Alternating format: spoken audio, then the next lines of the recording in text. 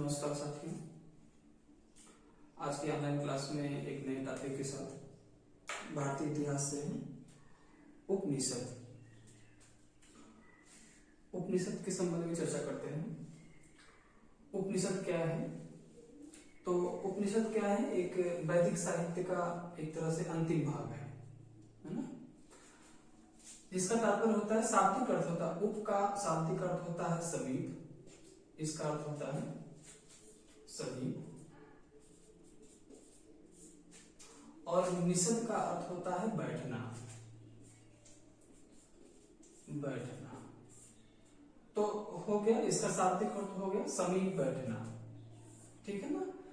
तो उपनिषद का शाब्दिक अर्थ होता है समीप, बैठना। तो समीप किसके लिए बैठेंगे? यानी कि ब्रह्मा ज्ञान के लिए बैठेंगे। मुख्य रूप से ऐसा कहा जाता है कि उपनिषद में मुख्य रूप से ब्रह्मा ज्ञान कराए जाते हैं, और साथ ही साथ ये भी बताए जाते हैं कि जो विषय हैं उपनिषद के, जो विषय हैं मुख्य रूप से आत्मा, परमात्मा या संसार के संदर्भ में चर्चा की गई है। तो आत्मा, परमात्मा और संसार के विषय में जो चर्चा की गई है, तो मुख्य रूप से ये उपनिषद में ही की गई है, और उपनिषद के द्वारा या उपनिषद के विषयों में इसे शामिल करके मुख्य रूप से शिक्षा दी जाती है। तो गुरु के समीप रह करके आत्मा या परमात्मा या संसार के विषय में या ब्रह्मा के विषय में या ब्रह्म विद्या के विषय में ज्ञान प्राप्त करना ही उपनिषद है। तो गुरु के समीप ऐसे ज्ञान की जो प्राप्ति की जाती है, तो उपनिषद से ही संभव है। मुख्य रूप से जो उपनिषद के और भी विषय हैं, मुख्य रूप से ये भी कहा जाता है रहस्य ज्ञान है ये। तो उपनिषद को रहस्य ज्ञान के नाम से भी जाना जाता है। हम गुरु के सहयोग से जिसे समझ सकते हैं, यानी ऐसा रहस्य ज्ञान जिसे गुरु के समीप रह करके ही समझा जा सकता है। तो उपनिषद के अंतर्गत यही विषय शामिल किए जाते हैं। तो जैसे रहस्य का ज्ञान हो, आत्मा, परमात्मा या संसार के संदर्भ में ज्ञान हो, ये उपनिषद के अंतर्गत ही समाहित किया जाता है। साथ ही साथ उपनिषद का दूसरा अर्थ भी है। जैसे उपनिषद को दूसरे शब्दों में ब्रह्म विद्या भी कहा जाता है ना। और भी इसके नाम है, वेदांत नाम है। उपनिषद के वेदांत भी नाम है, क्योंकि वैदिक साहित्य का अंतिम भाग ही उपनिषद है। वैदिक साहित्य का अंतिम भाग उपनिषद है, यानी कि वैदिक साहित्य का अंतिम भाग कहिए तो उपनिषद को ही वेदांत कहा जाता है। यानी कि वैदिक साहित्य के अंतिम भाग को वेदांत कहा जाता है। तो वेदांत जो है उपनिषद है। तो दूसरा नाम वेदांत भी है, ब्रह्मा विद्या के नाम से भी इसे जाना जाता है। साथ ही साथ और क्या जानेंगे? मुख्य रूप से क्वेश्चन जो कंपटीशन में आते हैं, क्वेश्चन के जो स्वरूप होते हैं मैं बता रहा हूँ कि वेदांत जो होते हैं वेदों के अंत, है ना। वेदों के अंत का मतलब वैदिक साहित्य का अंतिम भाग। पूछता है कि निम्नलिखित में से कौन सा विषय वेदांत के अंतर्गत समाहित किया गया है, या उपनिषद का दूसरा नाम क्या है? तो उपनिषद का दूसरा नाम वेदांत है। ठीक है ना। इस तरह से प्रश्न बराबर आते हैं। कभी विषय से भी पूछ देता है कि उपनिषद में किस विषय का ज्ञान कराया जाता है।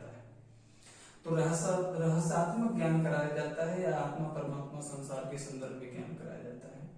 इस तरह से भी प्रश्न आते हैं। अगला चलते हैं। उपनिषद वैसे जो संख्या है, उपनिषद को कुल संख्या है उपनिषद की 108, यानी कि उपनिषद 108 इसकी संख्या है। प्रमुख जो उपनिषद है, मुख्य रूप से प्रमुख जो उपनिषद है 108वें जो प्रमुख उपनिषद है, ईश है, केन है, कठ है, मांडुक्य है, तैत्तिरीय है, ऐतरेय है, छांदोग्य है, श्वेताश्वर है, बृहदारण्यक है, कौष्टकी है, मुंडक है और प्रश्न है। ये क्या है? ये प्रमुख उपनिषदों के भाग है। यानी प्रमुख उपनिषद इतने प्रकार के जो लोक महत्व के या चर्चा में रहते हैं। कभी कभी जो प्रमुख उपनिषद है इससे भी प्रश्न आ जाता है, ये पूछ देता है कि निम्नलिखित में से कौन सा उपनिषद का भाग नहीं है या उपनिषद के प्रकार नहीं है। तो इससे भी प्रश्न इस तरह से आ जाते हैं। तो मुख्य रूप से उपनिषद के जो प्रकार हैं ये इसमें शामिल है। आगे की तरफ देखेंगे कि भारत का जो राष्ट्रीय आदर्श वाक्य है, जिसे आप कहते हैं सत्यमेव जयते, है ना, कहते हैं ना सत्यमेव जयते, सत्य की हमेशा विजय होती है, या सत्य ही हमेशा सत्य की जय होती है। तो सत्य कभी पराजित नहीं होता। तो जैसे जो आदर्श वाक्य हैं, भारत के जो आदर्श वाक्य हैं सत्यमेव जयते, ये मुंडकोपनिषद से ही लिया गया है। मुख्य रूप से बहुत इंपॉर्टेंट प्रश्न है ये, और आपके वनडे कंपटीशन में बराबर इस तरह के प्रश्न आते रहते हैं। और इस तरह के प्रश्न आपके जैसे अशासकीय जूनियर हाई स्कूल का जो पेपर देंगे उसमें पूछ सकता है, और ऐसे प्रश्न आपके बीएड जो प्रवेश परीक्षाएं होती हैं ऐसे भी प्रश्न आते हैं। तो ये पूछता है कि भारत के जो राष्ट्रीय आदर्श वाक्य हैं, ये राष्ट्रीय आदर्श वाक्य सत्यमेव जयते कहाँ से लिया गया है, तो मुंडकोपनिषद से लिया गया। इस तरह से कभी ये पूछ देता है कि उपनिषदों की संख्या कुल कितनी है, तो 108 है।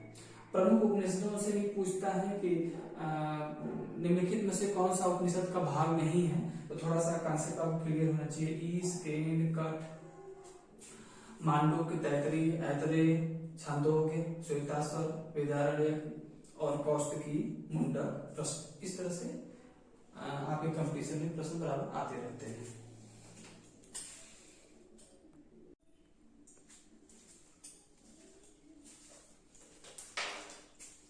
अगला टॉपिक है वेदांग।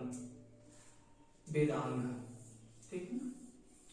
वेदांग के अर्थ को समझते हैं कि वेदांग का तात्पर्य क्या होता है, ठीक है ना। तो मुख्य रूप से वेदांग जो होता है वेदों के अर्थों को अच्छी तरह समझने का एक माध्यम है। वेदों के अर्थों को समझने के लिए एक माध्यम है वेदांग। मुख्य रूप से यह जिसके द्वारा किसी वस्तु के स्वरूप को समझने में सहायता मिलती है। तो किसी वस्तु के स्वरूप को जानने के लिए वेदांग का होना जरूरी होगा। यानी वेदांग के अंतर्गत क्या है, किसी वस्तु के स्वरूप को समझने का एक माध्यम है। तो इसके साथ साथ देखेंगे कि इसमें किसी वस्तु के कैसे स्वरूप को, जैसे आत्मा के स्वरूप को, परमात्मा के स्वरूप का जो ज्ञान होगा वो वेदांग के अंतर्गत होगा, ठीक है ना। तो वेदांग के अंतर्गत होगा। इसमें देखेंगे कि कुल संख्या जो है वेदांग की, वेदांग की कुल जो संख्या है 6 है। कितने हैं? 6। इसी तरह से आपके जो एक दूसरी प्रतियोगी परीक्षाओं में पूछता है कि वेदांगों की कुल संख्या कितनी है, तो कितनी है? 6। तो कौन कौन से हैं प्रमुख जो वेदांग हैं, कौन कौन से हैं? शिक्षा, कल्प, निरुक्त, छंद, व्याकरण और ज्योतिष, यानी कि 6 हैं।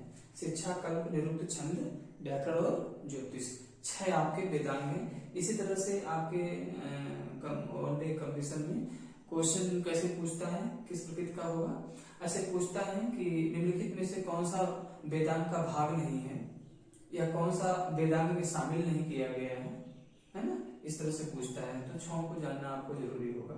शिक्षा, कल्प, निरुक्त, छंद, व्याकरण और ज्योतिष, 6 हैं। आप इसी तरह से अच्छी तरह से इसका अध्ययन कर लेंगे, क्योंकि ये बराबर वनडे कंपटीशन में वेदांगों से पूछता रहता है ना।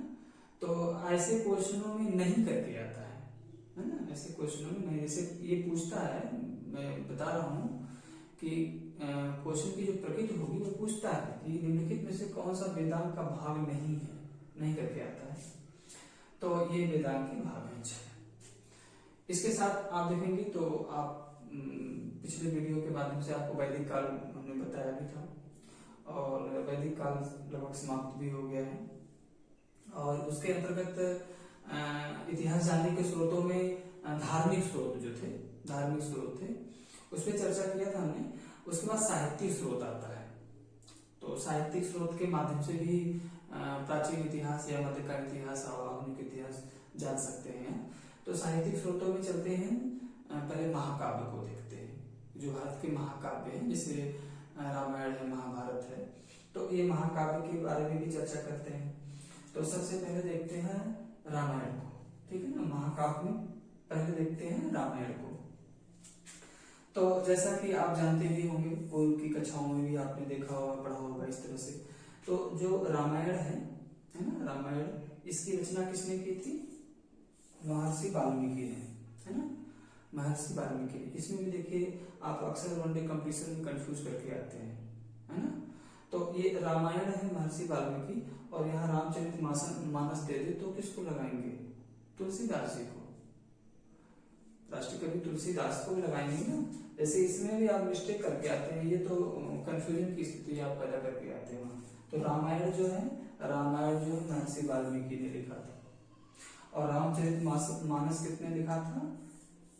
तुलसीदास ने लिखा था। इस तरह से इसमें कंफ्यूजन तो नहीं होना चाहिए, ये तो बहुत सरल विषय है।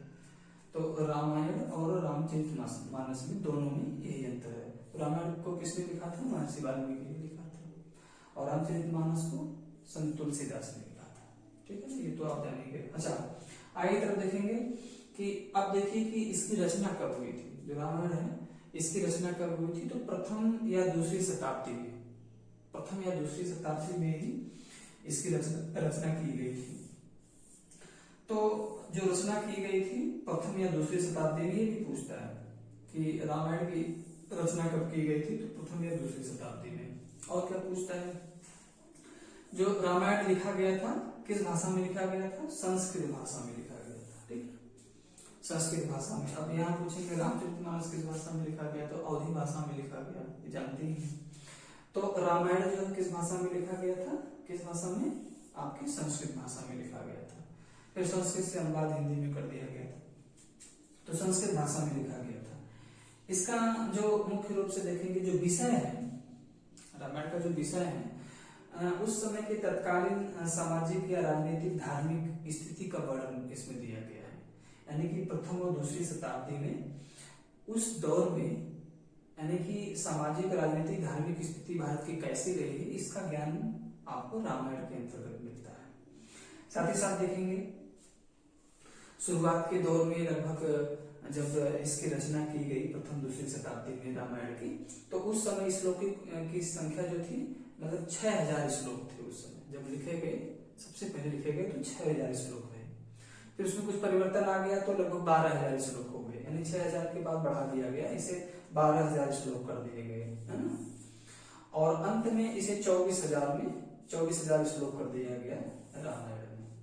तो रामायण में 24000 श्लोक हो गया, यानी 24000 को यदि आप संस्कृत में इसका उच्चारण करेंगे तो इसे क्या कहेंगे? चतुर्विंशति सहस्त्र संहिता, इसे कहेंगे चतुर्विंशति सहस्त्र संहिता, इसका संस्कृत नाम है। 24000 श्लोक होने के कारण 24000 को आप संस्कृत भाषा में कन्वर्ट करेंगे तो इसे कहेंगे चतुर्विंशति सहस्त्र संहिता। ये क्वेश्चन बराबर वनडे कंपटीशन में आता है कि किस महाकाव्य को चतुर्विंशति सहस्त्र संहिता कहा जाता है? तो किसे कहा जाता है? रामायण को कहा जाता है। क्योंकि इस तरह की कंफ्यूजन की स्थिति आपके बहुत पैदा होती है। क्योंकि जैसे महाभारत है तो महाभारत को सहस्त्र संहिता कहा जाता है या शत सहस्त्र संहिता कहा जाता है, तो उस दोनों में आप कंफ्यूजन कर जाते हैं। तो 24000 है, तो देखिए अब 24000 चौ से कह रहे हैं तो चौ से इसका भी शुरुआत होगा, है ना। इस तरह से एक माध्यम है जानने का। तो 24000 श्लोक है, तो इसीलिए चतुर्विंशति सहस्त्र संहिता कहा जाता है। ये तो आपको जानना पड़ेगा। 6000 श्लोक थे, फिर 12000 श्लोक हो गए, फिर 24000 श्लोक हो गए, इस तरह श्लोकों की संख्या। हाँ, जो रामायण के भाग हैं, जो कांड है, इसके कहा जाता है। तो कितने कांडों में विभाजित है?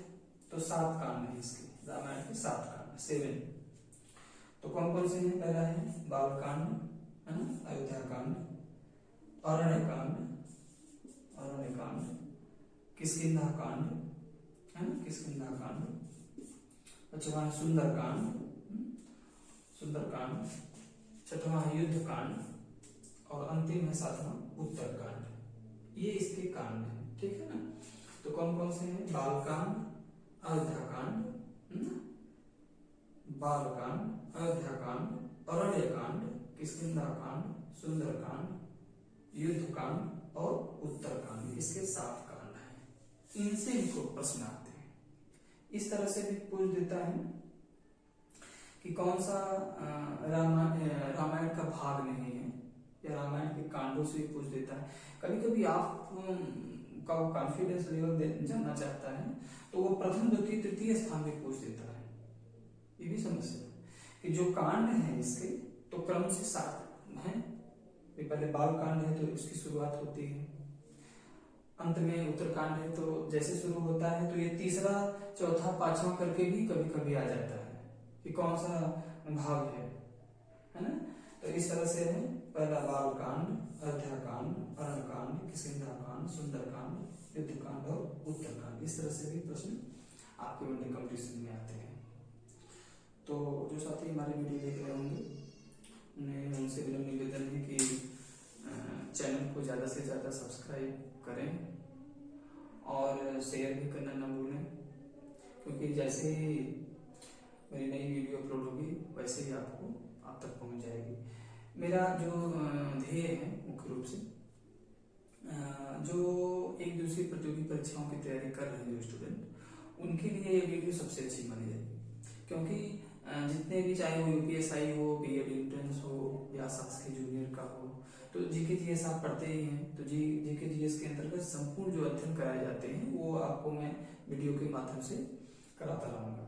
नई जो टॉपिक हैं, नए टॉपिक के साथ बराबर जैसे 15-20 दिन तक इतिहास विषय को और फिर संविधान को इस तरह से एक क्रम में आपको ले चलेंगे। तो इस तरह से ज़्यादा शेयर करने का प्रयास करें और कमेंट करना भी ना भूलें। अगर कोई त्रुटि हो रही हो या टेक्निकल कोई फॉल्ट हो रहा हो तो आप कमेंट के माध्यम से जानकारी हमको दे सकते हैं। ठीक है, तो बहुत बहुत धन्यवाद।